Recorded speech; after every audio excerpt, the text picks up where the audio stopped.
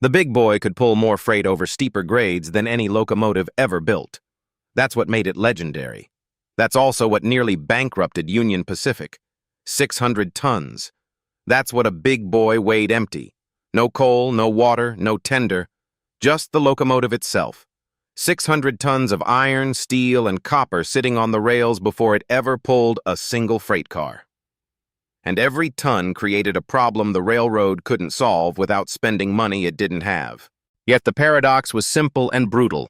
The machine built to save Union Pacific money was costing the railroad a fortune in infrastructure it couldn't afford to maintain. When ALCO delivered the first big boys in 1941, Union Pacific knew they were buying the most powerful steam locomotives in existence. The specifications were staggering. Over 132 feet long with tender. 1.2 million pounds total weight. 6,290 horsepower. Tractive effort exceeding 135,000 pounds. It capable of hauling 4,000 tons over Sherman Hill without helper engines, a job that required 2 or 3 conventional locomotives working together. The business case made sense. Replace multiple locomotives with one big boy. Reduce crew sizes. Eliminate helper engine costs. Move more freight with fewer machines. On paper, the economics worked. The problem was the weight. 600 tons concentrated on 8 driving axles meant each axle carried 75,000 pounds.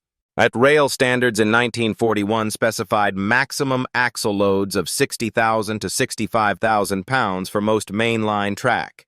Big Boy exceeded that by 15%, not by a small margin.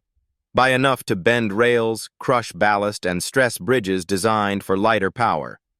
Union Pacific's Civil Engineering Department knew this before the first Big Boy entered service. Internal reports from 1940 documented the infrastructure upgrades required to operate the machines safely. Heavier rail, deeper ballast, reinforced bridges, and upgraded turntables, expanded roundhouses. The railroad made those upgrades on the routes where big boys would operate. The main line from Cheyenne to Ogden, the Sherman Hill crossing, the Wasatch Range grades. Everywhere a big boy would run, the infrastructure had to be strengthened. The cost ran into millions of dollars, 1940s dollars, when a million meant something. And that was just the beginning.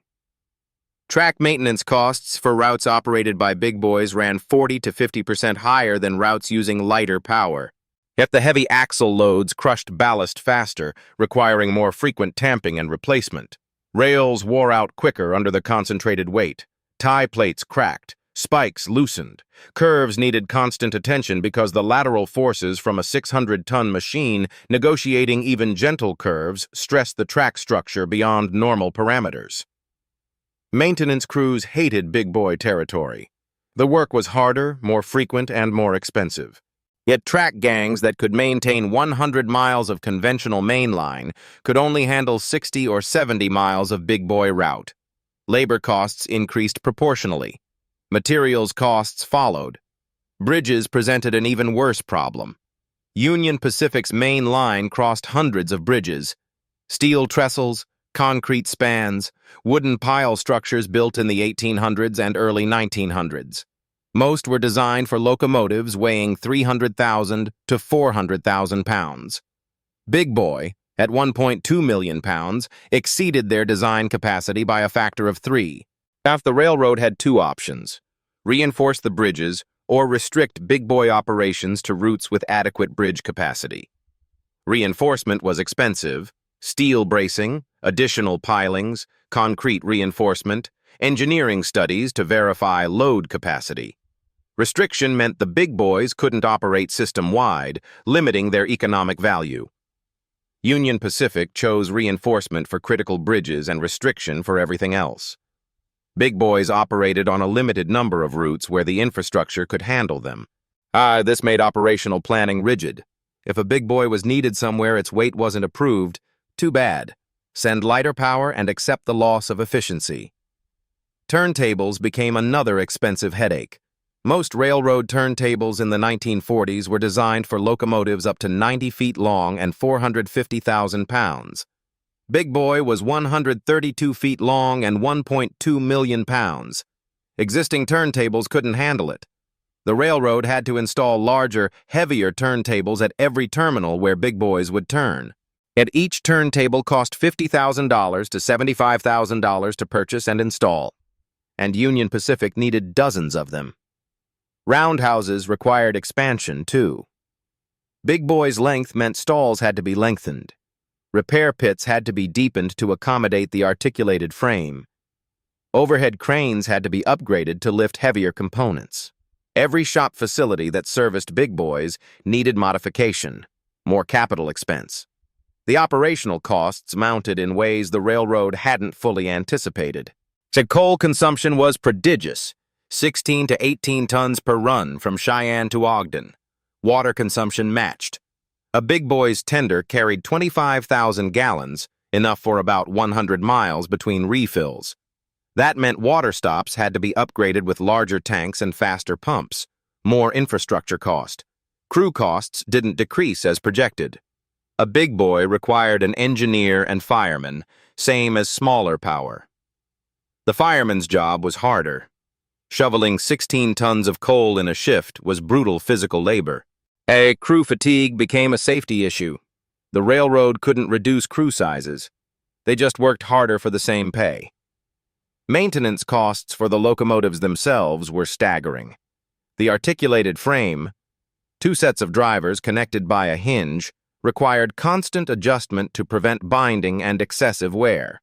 The massive boiler needed frequent inspection and repair.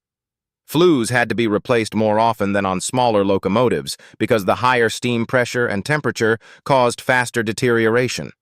Parts were expensive because they were huge. A Big Boy driving wheel weighed over a ton. Side rods were custom forgings that cost thousands of dollars each. Cylinders were so large they had to be specially cast. When something broke, replacement parts took weeks to manufacture and ship. Downtime was costly, and the locomotives spent a lot of time down. Availability rates for Big Boys averaged 60 to 65%, meaning any given Big Boy was in the shop for maintenance or repair about 1/3 of the time. Smaller, simpler locomotives achieved availability rates of 75 to 80%. The complexity and size of Big Boy worked against reliability. Union Pacific's accounting department tracked these costs obsessively. By 1945, the data was clear. Big Boys were more expensive to operate per ton-mile than multiple smaller locomotives working together. The only advantage was labor. 1 crew instead of 2 or 3. But that advantage didn't offset the infrastructure, maintenance, and downtime costs. Then diesel-electric locomotives arrived and changed the calculation entirely. EMD and ALCO began delivering freight diesels in the late 1940s. These machines weighed 230,000 to 250,000 pounds, less than half a Big Boy. Axle loads were 60,000 pounds, within standard track limits. No infrastructure upgrades needed. They could operate anywhere on the system. Multiple diesel units could be coupled together and controlled by one engineer, just like Big Boy eliminated helper crews. But diesels didn't need water stops, didn't need coal, didn't need turntables, could run 500 miles between fuel stops instead of 100, as maintenance intervals were measured in months, not weeks. The operational flexibility was decisive. A consist of 3 diesels producing 6,000 combined horsepower could do everything a Big Boy could do on any route, without infrastructure restrictions, with lower maintenance costs and better availability. And when one diesel needed repair, the other 2 kept working. When a Big Boy went down, the entire 6,290 horsepower went out of service. Union Pacific's executives faced an uncomfortable truth. The locomotive they'd invested millions in infrastructure to support was obsolete before it paid for itself. The Big Boys were less than 10 years old. Some were barely 5 years old. And they were already uneconomical compared to technology that didn't require rebuilding the railroad to use it. The decision to retire Big Boys wasn't made all at once. It happened gradually through the 1950s as diesel deliveries increased. The last Big Boy revenue run was in 1959. 18 years of service. For a locomotive expected to operate for 30 or 40 years, that was a short career. The infrastructure investments didn't disappear when the big boys retired. The heavy rail, reinforced bridges, enlarged turntables, all of that remained. Some of it was useful for diesel operations. Most of it was overkill. Union Pacific had spent millions preparing the railroad for machines that operated for less than 2 decades. The accounting was brutal. Yea, the big boys had been purchased to reduce operating costs by consolidating power. Instead, they'd required infrastructure investments that exceeded the locomotive's purchase price. The total cost of ownership, locomotives plus infrastructure, was higher than buying more conventional power would have been. And the opportunity cost was even worse. Money spent reinforcing bridges for big boys couldn't be spent on diesel locomotives. Capital tied up in big boy infrastructure couldn't be invested in modernization. Yet the railroad had committed to a technology that locked them into expensive infrastructure just as a superior technology emerged. This wasn't a failure of engineering. The big boys performed exactly as designed. They pulled enormous loads over steep grades with impressive power. The engineering was brilliant. The problem was strategic. Building the most powerful steam locomotive ever made only made economic sense if steam remained the dominant technology. Once diesels proved superior, all that power became a liability. Yet the 600-ton problem wasn't just about weight. It was about the irreversible infrastructure investments that weight required. Every rail replaced, every bridge reinforced, every turntable enlarged represented capital that couldn't be redirected when the technology changed. Union Pacific had optimized their railroad for a machine that became obsolete almost as soon as the optimization was complete.